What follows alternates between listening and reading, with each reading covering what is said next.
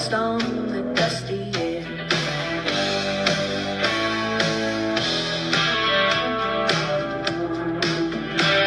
A finger on the trigger and a sly little grin. A mystery that's tangled in the towns of sin. The wild bunch whispers as the saloon doors swing. The yellow rose of Texas, she makes the gold rain. From Boudoirs to Brothels, it's always the same. The money and the power play a dangerous game. With a pistol in her gutter and a plan in her mind. She's the queen of the West, leaving dust trails behind.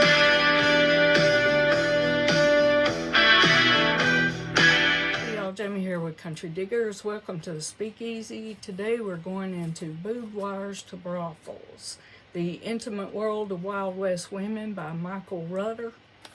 And this is going to be rated PG.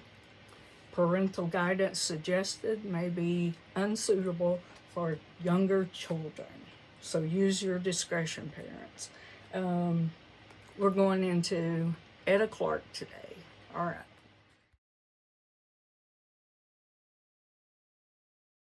Okay, Madam Etta Clark, an abusive madam.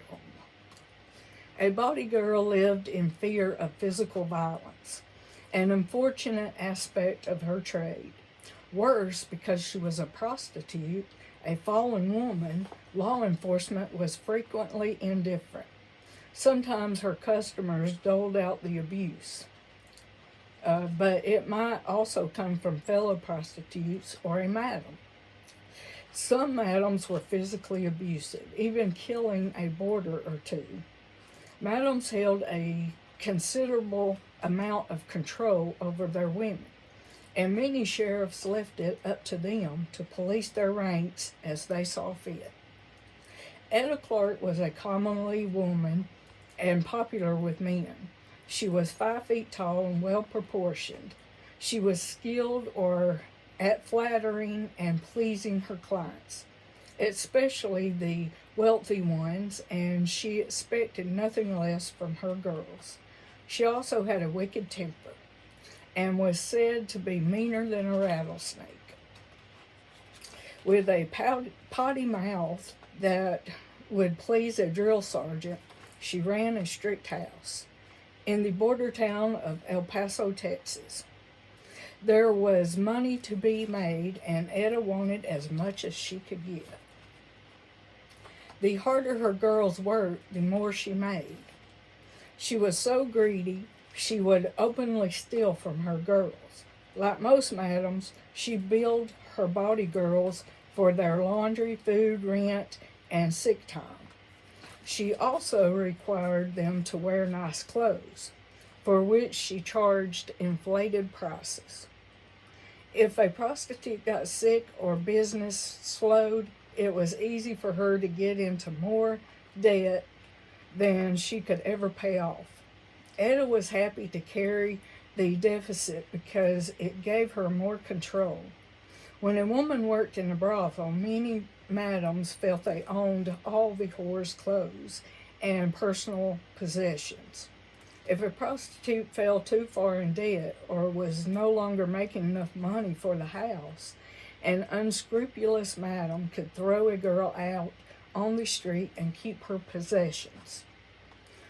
On one occasion, Etta became so angry with some of her employees, she beat them up and threw them out on the street. In 1882, several of her employees sued her to get back their possessions. Her malicious reputation had preceded her to court. There were 8 lawsuits in all. The madam was forced to make reparations to each of the working girls, paying back the market value of what she had taken. Okay? In the early hours of July 12, 1888, Etta Clark's parlor house caught fire while she and all her girls were asleep. Everyone managed to escape, but the house and everything in it was destroyed. It was later determined that Fat Alice Abbott had hired a couple of drunks to start the fire, but the gaps in the evidence led to the acquittal of all accused. Etta and her girls were reduced to the level of streetwalkers. Her luck changed with the appearance of J.P. Dieter, one of her adoring clients, who built her a new huge parlor. His wife divorced him and took their children back east. Etta and Dieter lived as husband and wife without ever becoming married. In 1904, Etta became ill and decided to run her business from the third floor of the Mayer Opera House, which caught fire and burned down in 1905. Etta barely escaped alive and suffered complications from smoke inhalation. In 1908, as a result of those complications, she died during a trip to see her sister in Atlanta, Georgia. So that was Etta Clark. All right.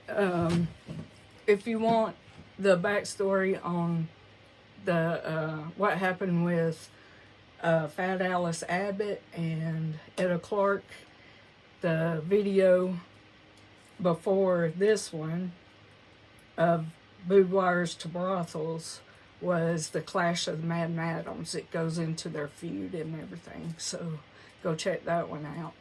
And I'll see you later.